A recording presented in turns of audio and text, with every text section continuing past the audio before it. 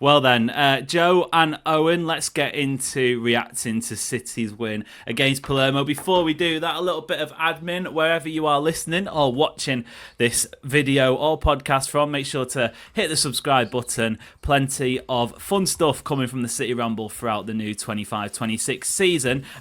Owen, it was a really fun game. I felt like City obviously running out 3-0 winners, 1-0 in the first half, 2-0 in the second half. We'll sort of go into all the details as we go along, but just in terms of the vibes of the game, I mean, it started off on the right foot, didn't it, with the I can only describe as, the Sicilian Lady Gaga doing a performance that very much ran over. And I think I tweeted something along the lines of, it's nice for Palermo to give City a real taste of Sicilian culture by just not being on time at all. I think the game kicked off at sort of 8:15 in the end. But yeah, just good vibes all round.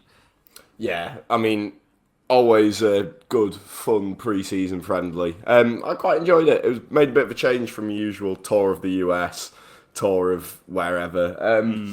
But yeah, 18 minutes late kickoff was an interesting one. But yeah, I love the tifo. That was probably my highlight of the match, apart from a certain little Dutchman that we might talk about later. That was probably my highlight. I loved it. It was a really good start.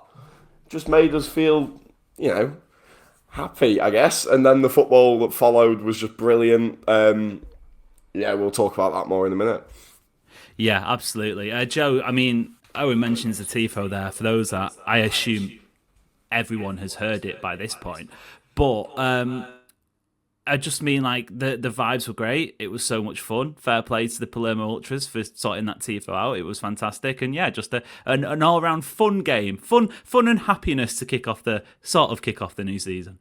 Yeah, absolutely. I mean, Owen touched upon it. It's nice to have a bit of a changed atmosphere, not just a typical pre-season tour where you're playing like the big giants and it's like a mixture of a first and second 11 between everybody, and it's not really, you can't really learn too much about it, but yeah, it was good. Like I say, the tifo was brilliant. I mean, I'm not quite keen on the pre-game performance. Trying to watch that in the pub was an interesting viewing experience, and I kept looking at my watch, thinking, mate, come on, I'm trying to watch the first half here. Why are we taking like 18 minutes to kick off? But yeah, the actual football was a really enjoyable experience, and I think we can take quite a lot of positives from it. I think with all sort of pre-season games, you take the positives. Anything that is vaguely negative, you just take it with a pinch of salt, I suppose. So all round, yeah, it was a fun watching experience. Just maybe keep the half or pre-game shows to Italy and don't bring them anywhere near to the Premier League. Well, I mean, already too late for that, light shows and whatnot. Owen, that first half, I feel like it was almost a stereotypical game of two halves, although, like you alluded to, Tijjani Reijnders really lit up the second half. But when you're looking at the starting 11s from both halves, I don't know, maybe I speak for myself, maybe I speak for everybody here, but it felt like a lot of the attention was on that first half 11 because they were the guys that we've either not seen a lot or have just been signed. I'm talking about Rayan Cherki, Rayan Cherki, Abdulkadir Kusanov, Nico Gonzalez playing in midfield. It felt like there was more to learn almost from that first half. And generally speaking, I mean, obviously Palermo are a second-tier team in Italy, so possibly translating that to maybe bottom level sort of championship, upper League One level. But even still, they were putting themselves about the professional players. They've obviously played a few more friendlies than City have, coming back into the rhythm of things. City controlled it well. Possession-wise was good. Created a couple of chances, albeit at times shaky at the back as well, it has to be said. But yeah, first half, what were your takeaways? Yeah, I think it's always exciting when we kind of saw that lineup and it was the unproven players, the players we've not seen too much of, we've not seen loads of, and that always gets any kind of football fan, regardless of who you support, when you see your team like that. It gets you excited, it makes you entertained. I'm going to get the negatives out of the way first. I always have to bring a negative, and some shakiness at the back, real... kind of worrying. What do you put signs. That down to then? Is it just the fact it's the first pre-season friendly? Yeah. I mean, we've not played much football, especially that back line has not played together. I don't think ever. Probably It's worth considering. reference because obviously there were so many changes, but it was Aït-Nouri, Kusanov, Stones, and Rico Lewis. Stones playing his first match for City since February when we played Real Madrid at the Bernabeu. Obviously, Kusanov has played a little bit more than that. James Trafford in net as well. So it very much was I wouldn't say patched up because it's a friendly, and this is the whole point of it, to get these players used to playing with each other. But it wasn't, if that's the starting back line against Wolves, then we can rename this podcast whatever the listeners suggest, because I'm going to say almost certainly, unless there's food poisoning running through the camp, that will not be the starting back line. Yeah, you've taken a dangerous gamble there. I know, I'm going to be fretting the next week. When we're reporting on the under-15s City squad next week, because we're not allowed to talk about the first team. But it was a weird back line, and you could kind of see that they didn't really work together or know how to play with each other, which is fine. I think, like you said, that's the whole point of these pre-season friendlies. Kusanov's still a new signing. John Stones feels again like a new signing every season at this point.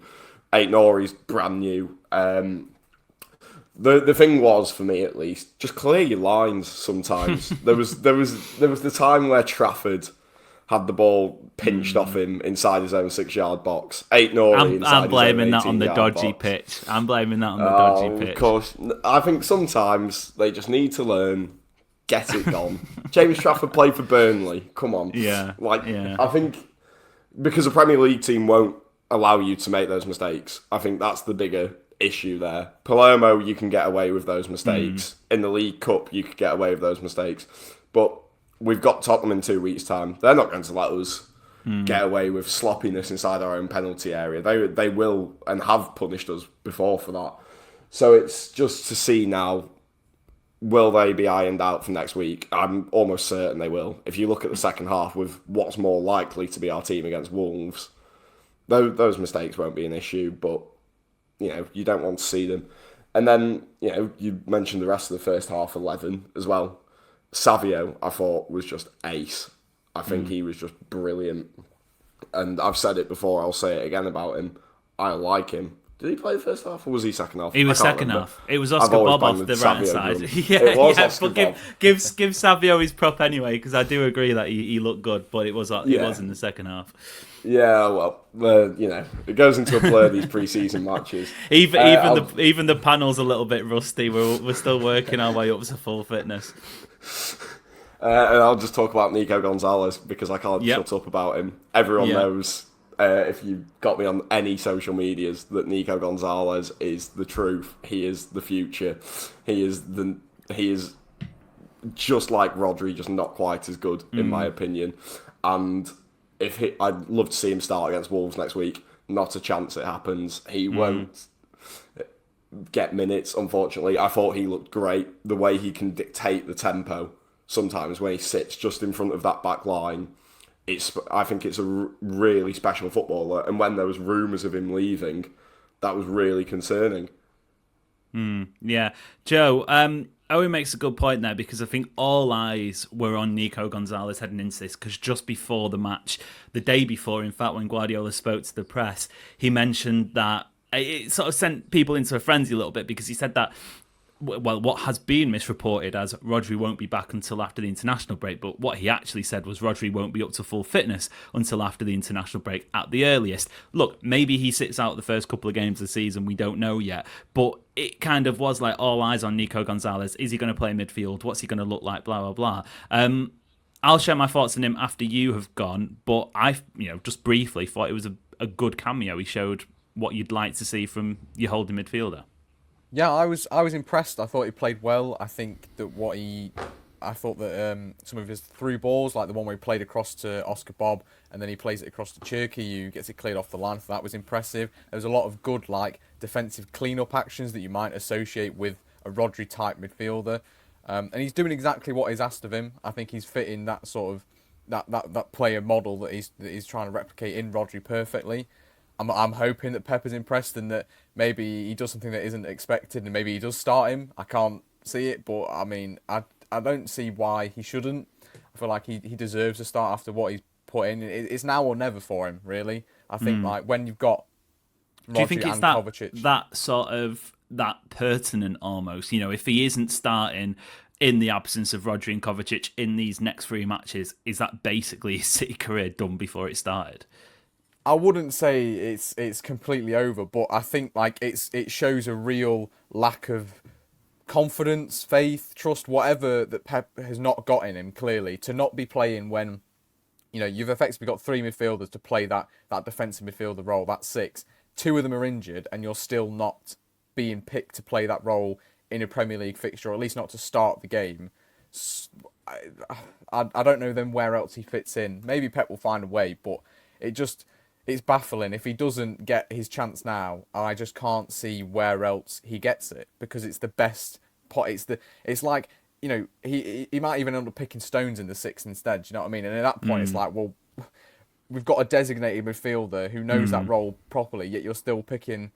He probably has a bit higher chance of picking Stones to play that role instead. It just doesn't make sense to me. Or Akanji even. I think there was a brief last season that before Akanji got injured, they were considering him as the Rodri replacement. Yeah, exactly. So I don't think it's like his career could be over if he doesn't play these games, but I think I'm not sure where his career goes from here if he doesn't play an integral part in these next sort of 3 or 4 games while they're both out.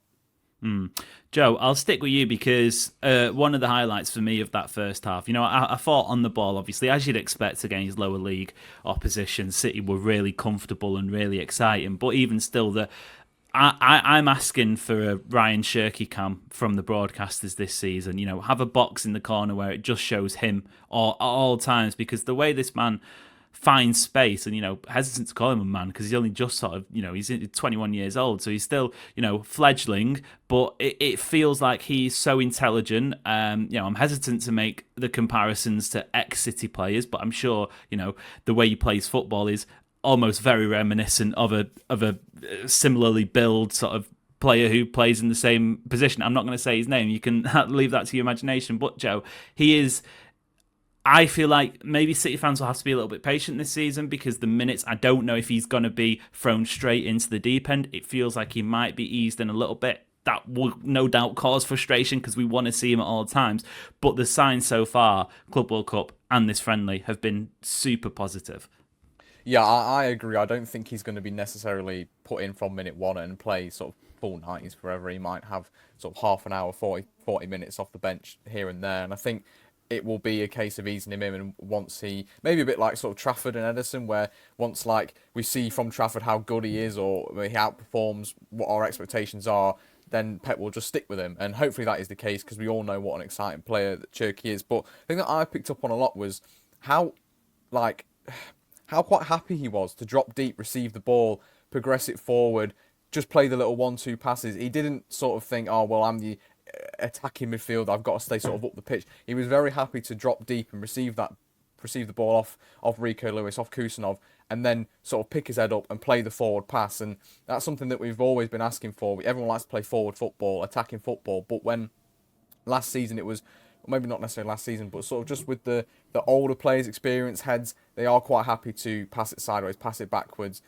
not do anything that might end up losing the ball or conceding a counter-attack. Cherki is very forward-thinking, and every fan enjoys a player who plays like that. And I think this season, if you have him in a team with Oscar Bob, with Doku, sort of these exciting, pacey wingers, he can float the balls in over the top to him. I think he's going to be brilliant this season. We just have to hope that he gets the minutes that he deserves and can cement his place in that starting 11. Oh, and one of the takeaways for me from that first half was the intensity, and I don't know if it's a case of you've got players there who, you alluded to it before, and I agree, it feels like we will see the majority of the players from the second half will probably be the ones who start against Wolves, and that's not going to instill too much excitement in fans, because like I said before, this was the exciting side of the squad, but maybe it's a case of them looking to make an impression, playing fast, whatever.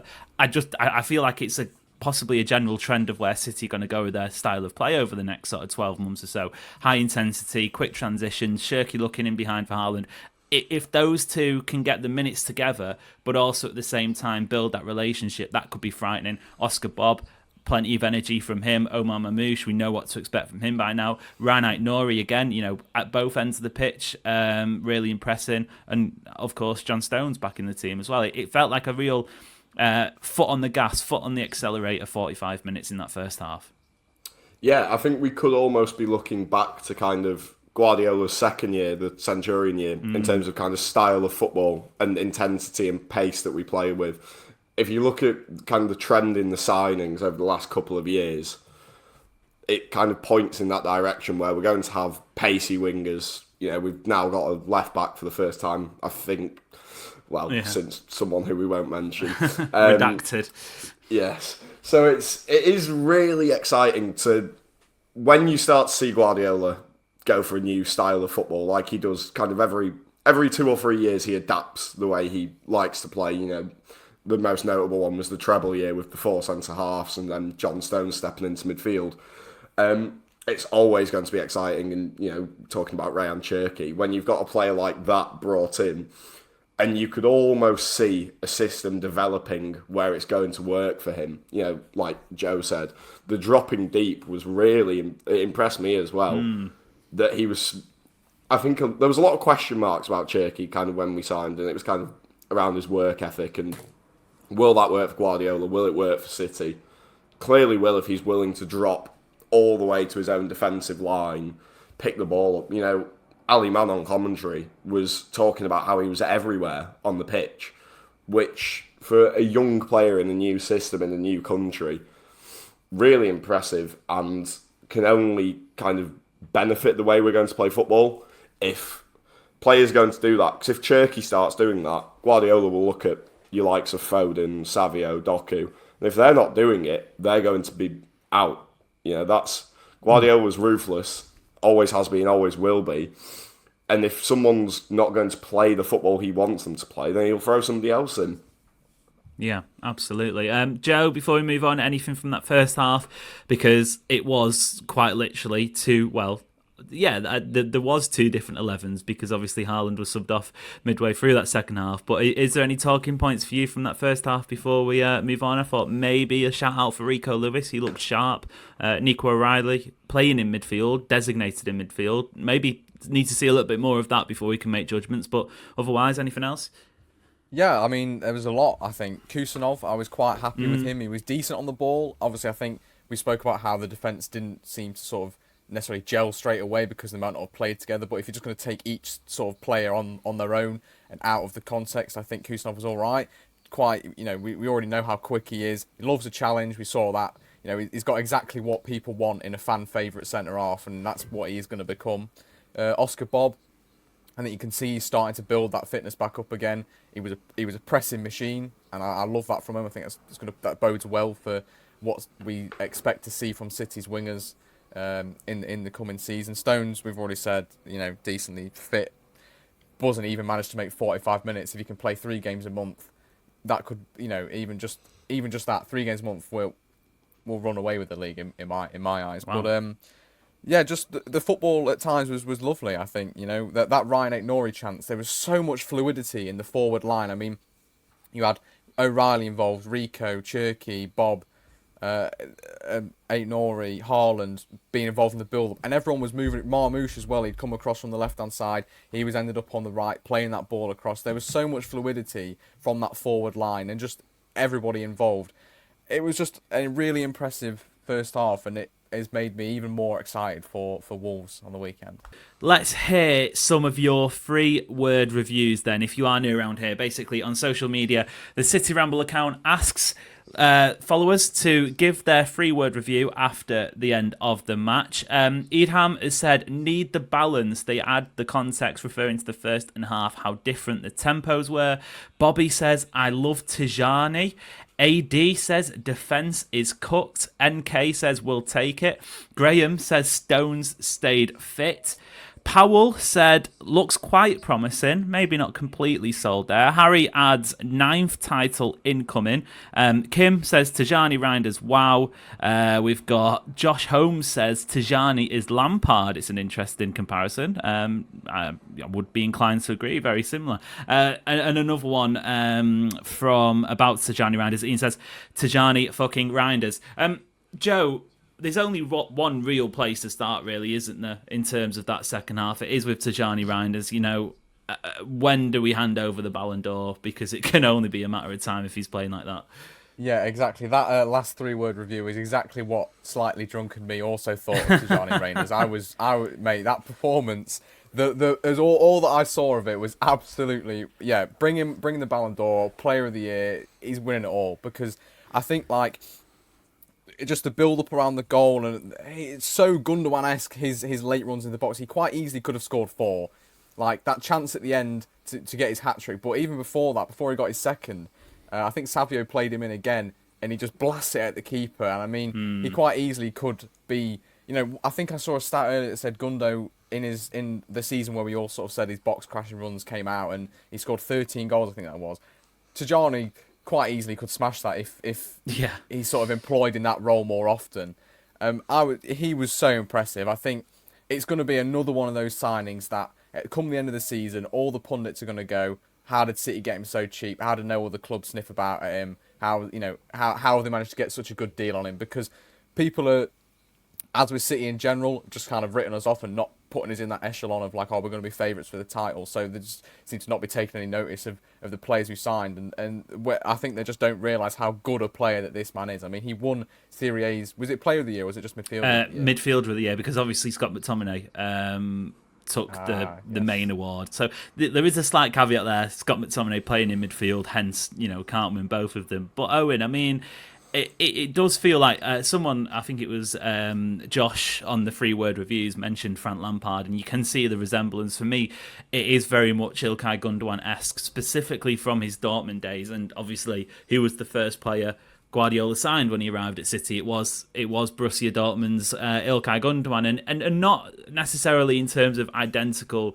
like-for-like profiles, because obviously I would say perhaps maybe Tijjani Reijnders is a little bit more athletic, maybe Gundogan at that time was a little bit more technical, but in terms of what they are adding to City's midfield, I think it's worth mentioning straight away, like Marmoush was in January, Tijjani Reijnders is a player who is ready to play now. There isn't, with Nico Gonzalez, for example, as the counter-argument, there isn't a project, there isn't a bedding-in period, there isn't a waiting and seeing. This guy is plug and play, 27 years old, coming into his peak, ready to go.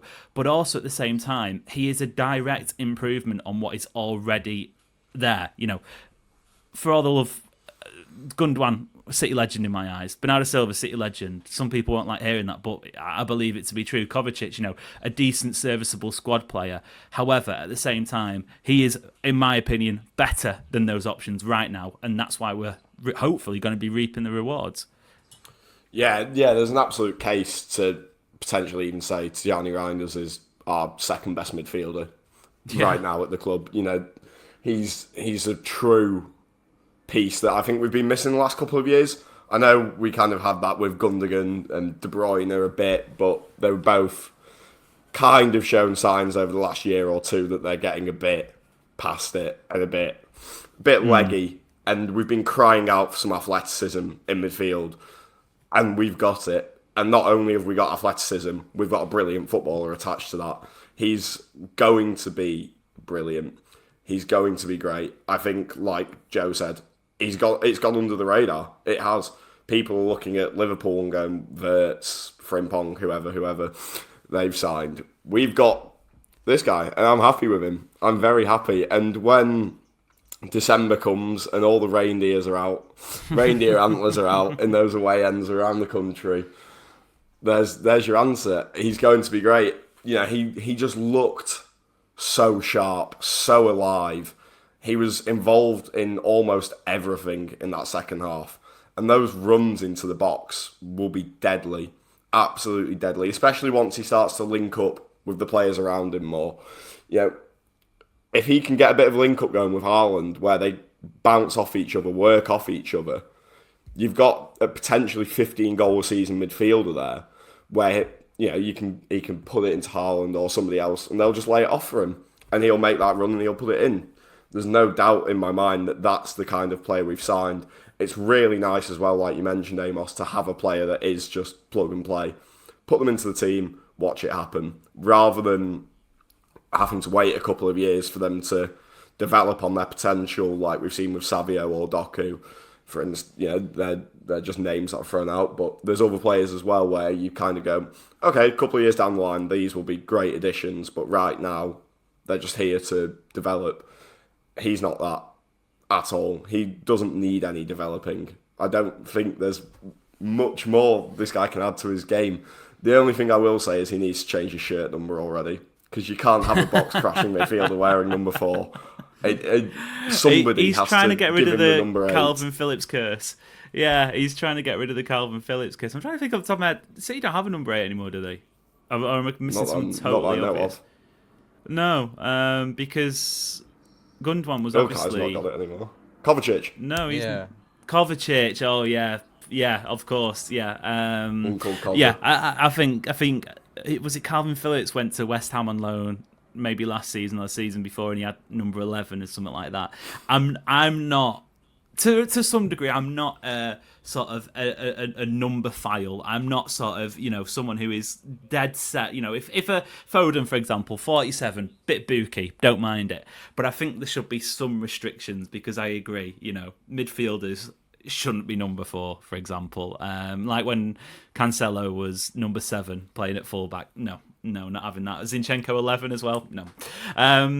Joe, in terms of that second half, again, obviously plenty of changes. Do you subscribe to my theory that, not that I'm necessarily asking for this per se, but that is the 11 that we're probably most likely to see against Wolverhampton Wanderers at Molineux next Saturday tea time? Yeah, I think it will be, mainly because it depends. I suppose it depends on the fitness of Guardiola and Foden, I suppose. But if we're going to just consider that they're going to be out for the game, then yeah, Ake at left back, Diaz, Akanji, Nunez as the rest of the back 4 seems about right. Midfield of Gundogan, Reijnders, and Silva. Yeah, that also sounds about right, because I don't think Pep's gonna play Nico Gonzalez, and I feel like he's gonna rely on the 2 older heads to sort of be that defensive 2 sort of double pivot in midfield, and then Reijnders probably is the more attacking one, and then Doku, Savinho, we saw them all last season as the wing pairing. I'm really grateful that this season, though, hopefully, because of this returning fitness of Oscar Bob, his ability to play Marmoush on the left, we have got options and depth on the wing now. I'm really glad that we've got that, because then I feel like we can change our game depending on the situation or whatever. But yeah, I feel like that's going to be the second half 11 will probably be what we start against Wolves. Is it necessarily the best 11? Maybe not, but whatever Pep says goes, I suppose, at the end of the day. Yeah, definitely. Owen, is that what you see? And I mean, it would be too simple, wouldn't it, for literally starting that team? But because City have... I know we had the friendly against Preston behind closed doors, but there is basically nothing we can really take away from that, because most of us don't know what went down. Obviously, there's been a few talks of, Rico Lewis scored, Jack Grealish wasn't involved, blah, blah, blah. But in terms of, 11s, starting teams, whatever, it would feel too simple. But because there hasn't been this elongated pre-season programme, maybe it is a case of get the players that you want to be starting the game together, so they can just have that sort of extra bit of time to sit. Most of them, to be fair to them, have played with each other for ages. I don't think, bar Reijnders, there's a new signing in that sort of mini 11. But at the same time, still, I just got, I guess, a little bit of a feeling that might be the case. Yeah, it felt like that second half was Guardiola's preferred side for next weekend. I mean, it just felt right in a way that I wouldn't particularly choose that lineup out of kind of the available options, but it felt right for what he will choose to do. I think the only possible change you could see there would be Ait-Nouri potentially coming in at left back, but I think he might say, well, since I've got Nunez on the right, I need a bit more solid defence. Yeah, that makes sense. That's where Ake comes in. I think he would have been Ait-Nouri. There's plenty of previews to come ahead of the match itself, and we'll speak about it more. But I think Ait-Nouri would have been in that 11, and I think he will be in the Tottenham 11, barring a Brazil 1970-esque performance from City at Molineux. I just feel like the fact it's his first game back at the club where he left, and I know Nunez is probably going to be playing in this scenario, but I don't know if you remember back to 2023 when Nunez started just after he'd left Wolves at Molineux, and he got dog's abuse. And the caveat there is that they did have different exits. It feels like Aït-Nouri's was a little bit more amicable than Nunes, who went on strike and whatnot. But maybe Guardiola looks at that and goes, is it worth the risk straight away? Yeah, he'll factor everything in when he picks that lineup, and I think he will also want more experience to start the season and a team that's better gelled together. I think he'd rather take what should be a fairly comfortable win, especially if you play your kind of trusted side, rather than risk it and go for a 6-0, which could happen, if you play Marmoush and Aït-Nouri and those players. But you also risk getting caught out because it's just not going to work. So, yeah, I think we're kind of looking at that lineup as what to expect for the first month or so of the season as well. I think looking further ahead than Wolves, we're going to see those older heads start. Maybe you look at Akanji and Ake as your two that will drop out for Vardiol and Stones if he's fit enough. And, you might get Foden in there, but I think if Reijnders, Bernardo and Gundogan's his midfield, that's going to be what he goes for, because he likes Bernardo Silva, he likes Ilkay Gundogan. They start a lot of games when Pep Guardiola's in charge. Yeah, certainly. Joe, a word quickly on Divine Mukasa, 17-year-old, who plenty of people were happy to see in the squad. Plenty of more people were happy to see him get some minutes, and I think everyone was delighted to see him get an assist. A really positive cameo from him coming on the 60-minute mark. Lovely layoff for Reijnders' goal. But what do we reckon about him? Do you reckon we any chance of seeing him a little bit more in the first team this season? I think it will be the minutes that Echeverri may have had. He will probably get those in the cup games. I doubt we'll see him in the Premier League, maybe towards the back end if sort of maybe the league's wrapped up in some scenario and we're playing Burnley at home or something and there's not really much on the line. There's sort of like when Cole Palmer used to be brought on for sort of the last 5 considering 10 minutes. Burnley at home's the 28th of September, I would be astonished if City have got the league wrapped up by then, or at least maybe points deduction and it's the other way around. City have been confined to relegation. I don't know. Well, yeah, you know what I mean. One of those games where there's less sort of on the line, the Cole Palmer sort of minutes. Maybe we'll see him that, but I'm thinking more the cup games. He will probably be involved for a good